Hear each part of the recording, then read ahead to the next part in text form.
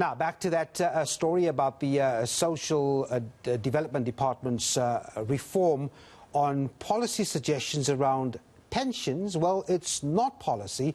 It was a green paper released earlier in the month, and among the ideas was for people to contribute up to 12% of their salary to a mandatory pension. We spoke to Treasury on Friday. They confirmed it was not policy, adding that it has not been tested against the fiscus. Business groups say their input was largely ignored in drawing up that draft policy. So what's the appetite now for cash-strapped consumers expected to pay higher tax of up to 12% to the state pension fund if it does get underway in the next few years? Well, I want to bring in the CEO of Debt Rescue, Neil Roets. Neil, thanks very much indeed for your time. So you can see where such an idea to overhaul the retirement process would be coming from, Neil. South Africans have a poor record of retirement savings. One has to work towards preventing a disaster, you would agree. But what's your problem with what was released by the Social Development Department?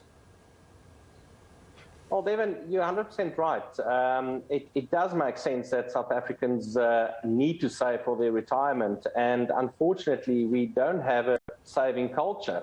And we're also sitting with a lack of financial literacy, and therefore, South Africans are really finding themselves in a difficult situation with their finances. Now, the unfortunate thing with this green paper and this proposal is that it's coming at the wrong time. People just cannot afford at this stage to contribute up to 12% of their income towards retirement savings. It's a noble idea, but the reality is that people are so over-indebted currently in South Africa. Almost half of all credit-active consumers are over-indebted, meaning that they are in arrears with at least 3 payments on one of their accounts.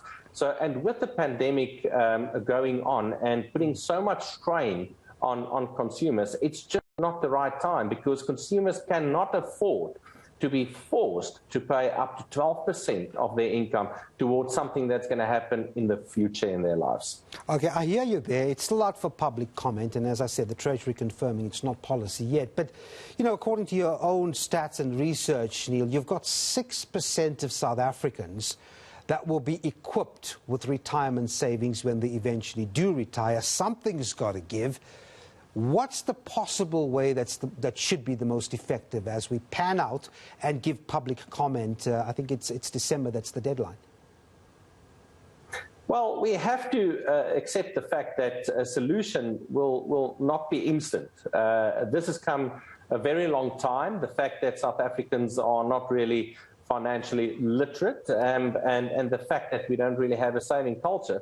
So I think the most important thing to do here is to establish a financial literacy, and that can only be done through proper financial education. So I feel that we would see more benefits through government implementing financial education and teaching people how to handle money and deal with money, and also to tell people to or help people to save money from an early age. And then also what is very important to note is that it's the best way of saving money is to get rid of debt, because debt carries very high interest rates. And currently we're sitting with a debt problem, not necessarily just a retirement problem. So I think the first problem that needs to be addressed is the debt situation, and therefore I think it would be better for government rather to focus on the debt situation and the remedies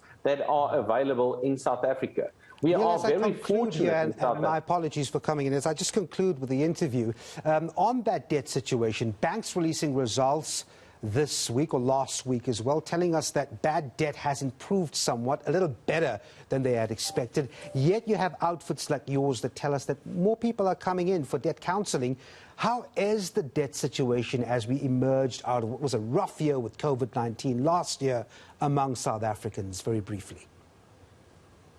No, the situation is unfortunately not looking good. The banks are very fortunate to see their bad debt being reduced. I don't know how that happens, because the reality is we just came out of this whole COVID situation. We actually still in this COVID situation, and with the lockdown and everything that came with it, like the job losses, payment cuts and the likes, it just threw people into devastation with regards to their finances. Yes, some people saved some money because they saved some expenses for not going into their workplaces. They worked remotely, but that wasn't enough to save the whole situation. So currently what we're seeing is that people are still very over-indebted, and we're seeing more and more people calling us for help in that regard.